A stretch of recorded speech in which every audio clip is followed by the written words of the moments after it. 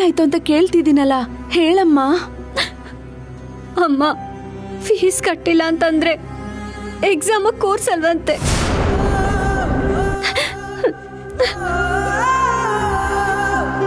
Notice ಬೋರ್ಡಲ್ಲಿ ನನ್ನ ಹೆಸರು ಹಾಕಿದಾರಮ್ಮ. ತುಂಬಾ ಇನ್ಸಲ್ಟ್ ಆಯ್ತು. 3,000 ರೂಪಾಯಿ ಕಟ್ಬೇಕಂತೆ. ಹೇಳಮ್ಮ, ಅಷ್ಟೊಂದು ದುಡ್ಡು ನೀನು ಎಲ್ಲಿಂದ ತರ್ತೀಯ?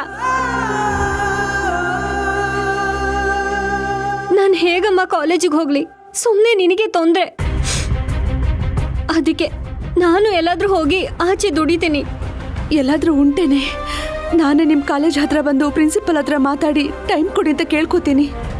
ಅದಕ್ಕೋಸ್ಕರ ನೀನು ಊಟ ತಿಂಡಿ ಎಲ್ಲ ಬಿಟ್ಟು ಈ ಥರ ಕೊರಗಬೇಡ. ಏನಿದು? ಅಮ್ಮ ಮಗಳಿಬ್ರು ಏನೋ ಕ್ಲೋಸ್ ಆಗಿ ಮಾತಾಡ್ತಾ ಇದ್ದೀರಾ, ಏನದು?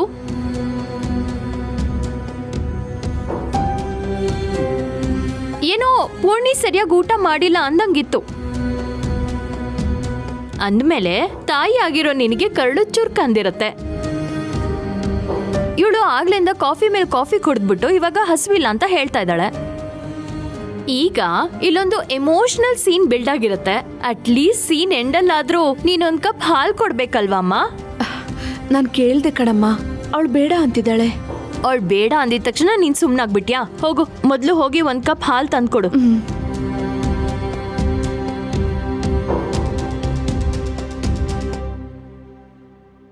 ಪೂರ್ಣಿ, ತಗೋ. ಏನಿದು? ಓಪನ್ ಮಾಡಿ ನೋಡು.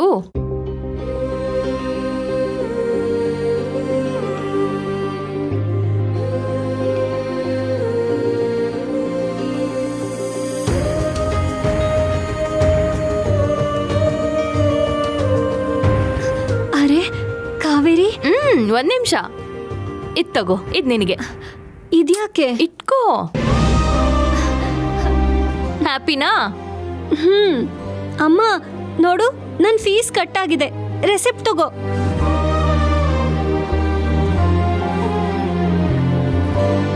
ಅಚ್ಚರಿ ಕಾವೇರಿ, ಫೀಸ್ ಕಟ್ಟಿದ್ಯಾರು? ಯಾರೋ ಕಟ್ಟಿದ್ದಾರೆ. ಅದೇವ್ರು ಅನ್ಕೋ.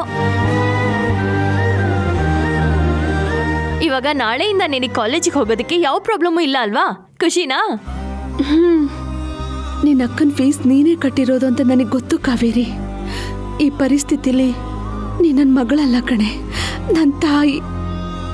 ಏನಮ್ಮ ಹಾಗೆ ನೋಡ್ತಾ ಇದ್ಯಾ? ಪೂರ್ಣಿಗೆ ಹಾಲು ಕೊಡು, ಆರೋಗುತ್ತೆ. Purni, no more questions. ತುಂಬಾ ಲೇಟ್ ಆಗಿದೆ, ಮೊದಲು ಹಾಲು ಕುಡ್ದು ಓದ್ಕೋ.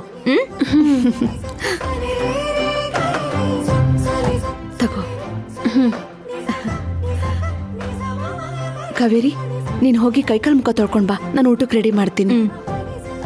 ಅಯ್ಯೋ ಅಮ್ಮ, ಡೋರ್ ಲಾಕ್ ಮಾಡದೆ ಮರ್ತಿದ್ದೀನಿ. 1 ನಿಮಿಷ ಇರು, ಬಂದೆ. ಸರಿ ಅಮ್ಮ.